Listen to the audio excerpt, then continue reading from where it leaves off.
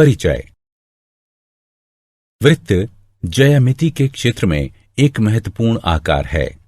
इन वस्तुओं को देखो, पिज्जा, पहिया, बड़ा चक्र, सिक्का, डिस्क, थाली, ये सभी वृत्त के उदाहरण हैं। आज हम वृत्त और उसकी विशेषताओं का अध्ययन करेंगे। आइए शुरू करें।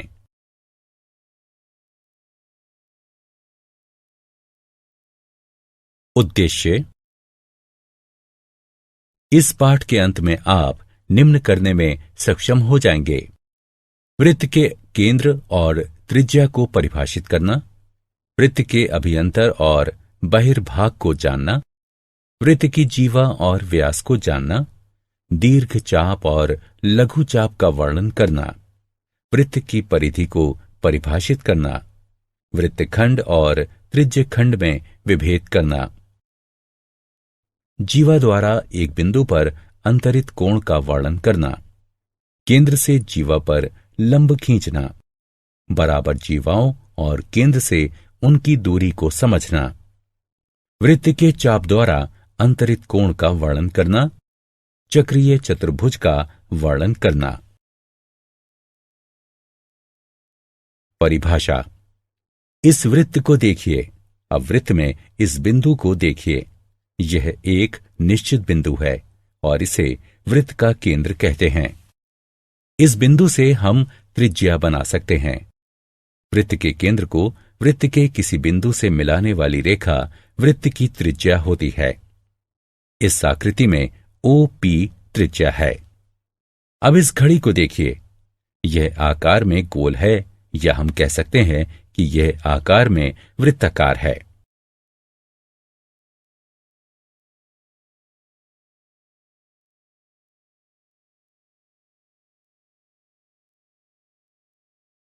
वृत्त का अभियंतर और बहिर्भाग। वृत्त जिस तल में स्थित होता है उसे 3 भागों में विभाजित करता है: अभियंतर, बहिर्भाग और वृत्तीय क्षेत्र। आइए इन्हें एक एक करके देखें। अभियंतर। वृत्त के भीतर का क्षेत्र वृत्त का अभियंतर कहलाता है। बहिर्भाग। वृत्त के बाहर का क्षेत्र वृत्त का बहिर्भाग कहलाता है। वृत्तीय क्षेत्र। वृत्त और इसका अभियंतर क्षेत्र से मिलकर वृत्तीय क्षेत्र बनता है। जीवा और व्यास। यदि आप वृत्त पर कोई 2 बिंदु P और Q लें और उन्हें मिला दें तो रेखाखंड PQ को वृत्त की जीवा कहते हैं। जो जीवा वृत्त के केंद्र से होकर जाती है उसे वृत्त का व्यास कहते हैं। वृत्त की सबसे बड़ी जीवा उसका व्यास कहलाती है। व्यास वृत्त की सबसे लंबी जीवा होती है और त्रिज्या के 2 गुने के बराबर होती है। यहां हम देख सकते हैं कि AP एक व्यास है। दीर्घ चाप और लघु चाप। इस आकृति को देखिए। यह एक चाप है। एक चाप वृत्त का भाग होता है, या हम कह सकते हैं कि वृत्त के 2 बिंदुओं के बीच का टुकड़ा चाप होता है। चाप 2 तरह के होते हैं: दीर्घ चाप और लघु चाप। लंबा वाला दीर्घ चाप कहलाता है। यहां AQB एक दीर्घ चाप है, और छोटा वाला लघु चाप कहलाता है। AB लघु चाप है। चाप को इस चिन्ह से प्रदर्शित किया जाता है।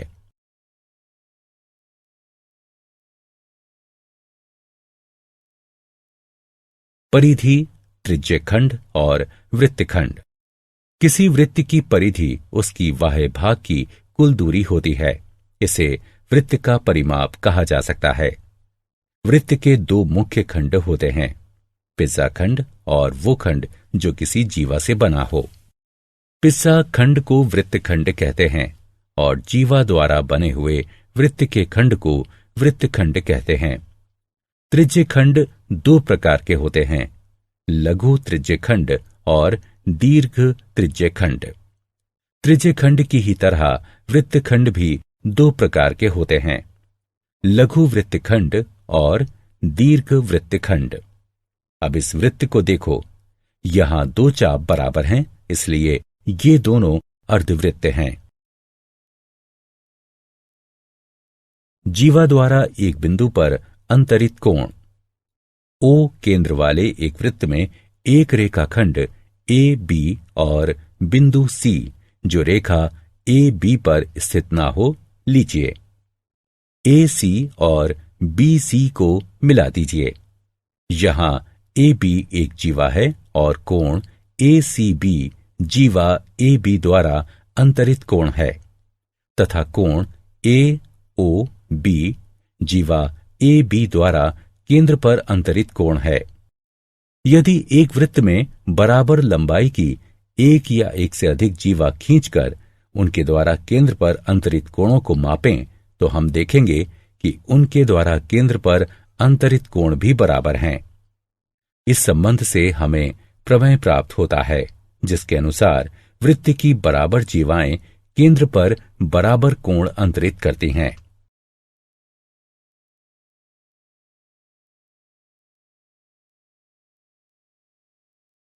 प्रमेय।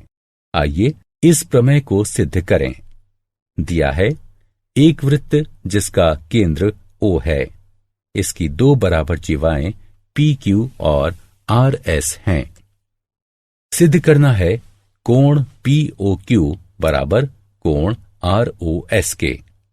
उपपत्ति त्रिभुज POQ और ROS में OP बराबर OR क्योंकि ये दोनों वृत्त की त्रिज्याएं हैं। OQ बराबर OS ये भी वृत्त की त्रिज्याएं हैं। PQ बराबर RS दिया है, अतः SSS सर्वांग समता नियम के अनुसार त्रिभुज POQ त्रिभुज ROS के सर्वांग सम है। यह प्रदान करता है कोण POQ बराबर कोण ROS। क्योंकि सर्वांग सम त्रिभुजों के संगत भाग सर्वांग सम होते हैं। अगला प्रमेय उपरोक्त प्रमेय का विलोम है। इसके अनुसार यदि जीवाओं द्वारा वृत्त के केंद्र पर अंतरित कोण बराबर हो तो जीवाएं भी बराबर होंगी। प्रमेय। आइए अब विलोम को सिद्ध करें। दिया है एक वृत्त जिसका केंद्र O है, इसके दो बराबर कोण POQ और कोण ROS हैं। सिद्ध करना है PQ बराबर RS। उपपत्ति त्रिभुज POQ और ROS में OP बराबर OR क्योंकि ये दोनों वृत्त की त्रिज्याएं हैं। OQ बराबर OS ये भी वृत्त की त्रिज्याएं हैं। कोण POQ बराबर कोण ROS दिया है, इसलिए SAS सर्वांग समता नियम के अनुसार त्रिभुज POQ त्रिभुज ROS के सर्वांग सम है। यह प्रदान करता है PQ बराबर RS क्योंकि सर्वांग सम त्रिभुजों के संगत भाग सर्वांग सम होते हैं। केंद्र से जीवा पर लंब। अगला प्रमेय बताता है कि एक वृत्त के केंद्र से जीवा पर डाला गया लंब जीवा को समद्विविभाजित करता है। इसका विलोम है एक वृत्त के केंद्र से जीवा को समद्विविभाजित करने के लिए खींची गई रेखा जीवा पर लंब होती है। आइए इसे सिद्ध करते हैं। कल्पना कीजिए कि PQ एक वृत्त की जीवा है जिसका केंद्र O है और O M के मध्य बिंदु से मिला हुआ है। सिद्ध करना है OM लंबवत है PQ के। उपपत्ति OP और OQ को मिला दीजिए। त्रिभुज OPM और OQM में OP बराबर OQ क्योंकि ये एक ही वृत्त की त्रिज्याएं हैं। PM बराबर QM क्योंकि ये जीवा का मध्य बिंदु है। OM बराबर OM उभयनिष्ठ। अतः सर्वांग समता नियम के अनुसार त्रिभुज OPM त्रिभुज OQM के सर्वांग सम है।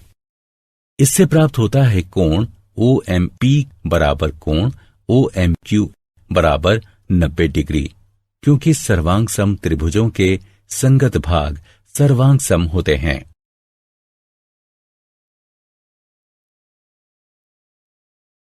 प्रमेय। यदि हमारे पास 3 असरेखी बिंदु हैं, तो इस प्रमेय के अनुसार 3 दिए हुए असरेखी बिंदुओं से होकर जाने वाला एक और केवल एक वृत्त है। रेखा पर लंब। यदि हम पी क्यू और इसके बाहर एक बिंदु आर लेते हैं, हम जानते हैं कि रेखा पर अपरिमित संख्या में बिंदु जैसे P1, P2, M, P3 और P4 होते हैं। इन बिंदुओं को बिंदु R से मिला दीजिए। हम देख सकते हैं कि RM PQ पर लंबवत है, फिर PQ की R से दूरी RM है। या हम कह सकते हैं कि किसी बिंदु से किसी रेखा तक की लंबवत दूरी रेखा से बिंदु की दूरी के बराबर होती है। समान जीवाएं और उनकी केंद्र से दूरियां। प्रमेय। वृत्त की समान जीवाएं केंद्र से समान दूरी पर होती हैं। आइए इसको सिद्ध करें। एक वृत्त की कल्पना करें जिसका केंद्र O है। इसकी समान लंबाई की 2 जीवाएं AB और CD हैं। अब केंद्र से AB और CD लंब खींचिए जो उन्हें L और M पर प्रतिच्छेद करता है। अतः हमें सिद्ध करना है कि OL बराबर OM, OB और OD को मिला दीजिए। हम जानते हैं कि AB बराबर CD जो कि दिया है। BL बराबर AB बटे 2।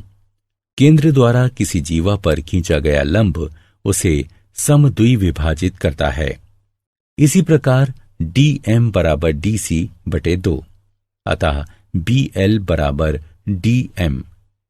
त्रिभुज OBL और ODM की कल्पना कीजिए। OB बराबर OD। ये समान वृत्त की त्रिज्याएं हैं। BL और DM सिद्ध हैं। कोण OLB बराबर कोण OMT बराबर 90 डिग्री जो कि दिया है। इसलिए सर्वांग समता के नियम SSA द्वारा त्रिभुज OBL त्रिभुज ODM के सर्वांग सम है। ये इंगित करता है OL बराबर OM। सर्वांग सम त्रिभुजों के संगत भाग CPCT। अतः एक वृत्त की समान जीवाएं केंद्र से समान दूरी पर होती हैं। इस प्रमेय का विलोम कहता है कि एक वृत्त के केंद्र से समान दूरी पर स्थित जीवाओं की लंबाई बराबर होती है। एक वृत्त के चाप द्वारा अंतरित कोण के परिणाम और प्रमेय। एक वृत्त की जीवा और चाप के बीच निम्नलिखित संबंध होता है। यदि वृत्त की 2 जीवाएं बराबर हैं तो उनके संगत चाप सर्वांग सम होंगे। विलोमतः यदि 2 चाप बराबर हों तो उनकी संगत जीवाएं बराबर होती हैं। दूसरा परिणाम यह बताता है कि एक वृत्त के सर्वांग सम चाप यानी समाप चाप केंद्र पर बराबर कोण अंतरित करते हैं। इसका अर्थ है कि एक वृत्त की जीवा द्वारा केंद्र पर अंतरित कोण उस जीवा के संगत चाप द्वारा केंद्र पर अंतरित कोण के बराबर होता है। एक चाप द्वारा वृत्त के केंद्र पर अंतरित कोण और वृत्त के एक बिंदु के बीच संबंध। वो केंद्र वाला एक वृत्त खींचिए। कल्पना कीजिए कि PAQ एक चाप है और P वृत्त का कोई बिंदु है। यदि हम केंद्रीय कोण POQ और चाप द्वारा वृत्त के शेष भाग पर बनाया गया कोण PBQ मापें तो हम देखते हैं कि कोण POQ बराबर 2 कोण PBQ। इस गतिविधि से हमें प्रमेय प्राप्त हुआ। प्रमेय। किसी चाप द्वारा केंद्र पर अंतरित कोण वृत्त के शेष भाग के किसी बिंदु पर अंतरित कोण का दुगना होता है। आइए इसे सिद्ध करते हैं। दिया है O केंद्र वाले वृत्त का चाप AB केंद्र पर कोण AOB अंतरित करता है और शेष भाग के बिंदु P पर कोण APB अंतरित करता है। कोण AOB बराबर 2 कोण APB सिद्ध करने के लिए दिए गए समीकरण में स्पष्टता हमारे पास 3 स्थितियां हैं। स्थिति 1, AB एक लघुचाप है। स्थिति 2, AB एक अर्धवृत्त है। स्थिति 3, AB एक दीर्घचाप है। रचना, PO को मिलाइए और इसे बिंदु Q तक बढ़ाइए। उपपत्ति, याद कीजिए कि एक त्रिभुज का बहिष्कोण उसके 2 संगत सम्मुख अंतः कोणों के योग के बराबर होता है। अतः हमारे पास है कोण QOB बराबर है कोण OPB जमा PBO के। समीकरण 1 त्रिभुज OPB को ध्यान में रखते हुए कोण AOQ बराबर है कोण APO जमा PAO के।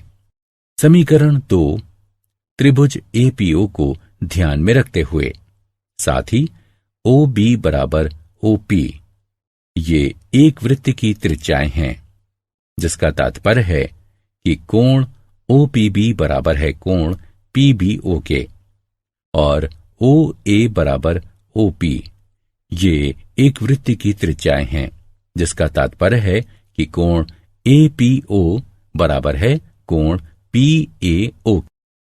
इस प्रकार समीकरण 1 और समीकरण 2 को कम करने पर कोण QOB बराबर है 2 कोण OPB। समीकरण 3 कोण AOQ बराबर है 2 कोण APO। समीकरण 4 समीकरण 3 और 4 को जोड़ने पर हमें प्राप्त होता है कोण AOQ जमा कोण QOB बराबर है 2 कोण APO जमा कोण OPB, जिसका तात्पर्य है कि कोण AOB बराबर 2 कोण APB। स्थिति 3 के अनुसार प्रतिवती कोण AOB बराबर है 2 कोण APB। इस प्रकार यह सिद्ध हुआ। अर्धवृत्त का कोण। प्रमेय, अर्धवृत्त का कोण समकोण होता है। मान लीजिए O केंद्र का एक वृत्त है। एक अर्धवृत्त PAQ और इसके चिन्हित कोण PBQ की कल्पना कीजिए। 2 कोण PBQ बराबर कोण POQ, क्योंकि हम जानते हैं कि एक वृत्त की जीवा द्वारा केंद्र पर अंतरित कोण उस जीवा के संगत चाप द्वारा केंद्र पर अंतरित कोण के बराबर होता है। लेकिन कोण POQ बराबर 180 डिग्री, क्योंकि PQ वृत्त का व्यास है। 2 कोण PBQ बराबर 180 डिग्री, कोण PBQ बराबर 90 डिग्री। समान वृत्तखंड के कोण। प्रमेय, वृत्त के एक वृत्तखंड के कोण बराबर होते हैं। दिया है O केंद्र वाला एक वृत्त और जीवा PQ या चाप POQ से एक ही वृत्तखंड में अंतरित कोण PRQ और कोण PSQ। सिद्ध करना है कोण PRQ बराबर कोण PSQ। रचना, OP और OQ को मिलाइए। उपपत्ति, चूंकि वृत्त की जीवा द्वारा केंद्र पर अंतरित कोण उस जीवा के संगत चाप द्वारा केंद्र पर अंतरित कोण के बराबर होता है, इसलिए हमारे पास है कोण POQ बराबर 2 कोण PRQ। इसे 1 के रूप में चिन्हित कीजिए और कोण POQ बराबर 2 कोण PSQ। इसे 2 के रूप में चिन्हित कीजिए। 1 और 2 से हमें प्राप्त होता है 2 कोण PRQ बराबर 2 कोण PSQ, कोण PRQ बराबर कोण PSQ।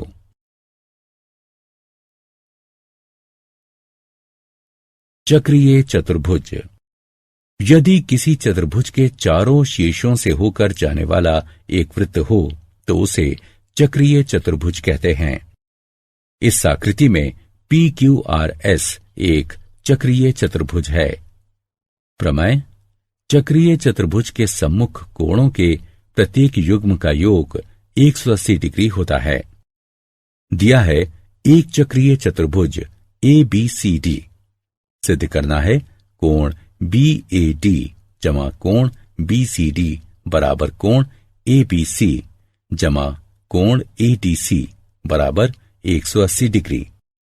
रचना: AC और DB खींचिए। उपपत्ति: कोण ACB बराबर कोण ADB और कोण BAC बराबर कोण BDC। क्योंकि ये एक ही वृत्तखंड के कोण हैं, इसलिए कोण ACB जमा कोण BAC बराबर कोण ADB जमा कोण BDC बराबर कोण ADC। कोण ABC को दोनों सिरों पर जोड़ने से हमें प्राप्त होता है कोण ACB जमा कोण BAC जमा कोण ABC बराबर कोण ADC जमा कोण ABC।